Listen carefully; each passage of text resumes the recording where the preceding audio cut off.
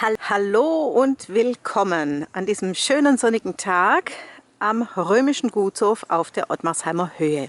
Seit 1982 gilt der 18. April als Denkmaltag.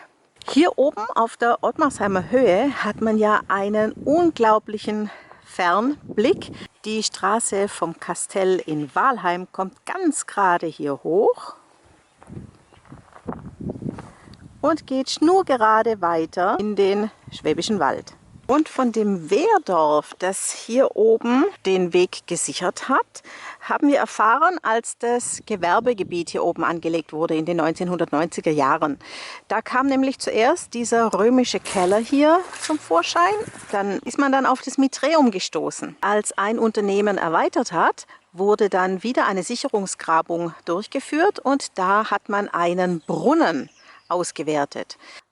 Durch die dendrochronologische Methode konnte man nachweisen, dass dieser Brunnen im 2. Jahrhundert nach Christus angelegt worden war.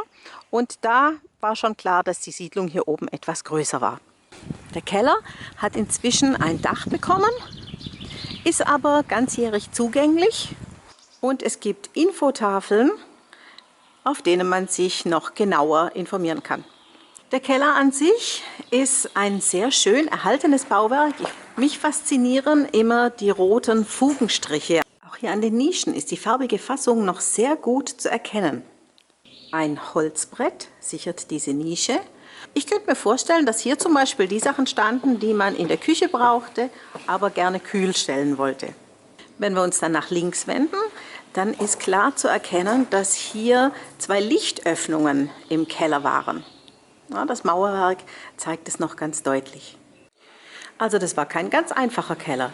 Hier gibt es 6 Nischen, in denen man Sachen abstellen konnte.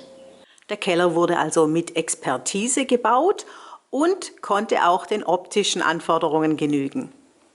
Im Römerhaus in Wahlheim gibt es ja im Keller noch einen sehr schönen Tisch, der dort in situ gefunden wurde.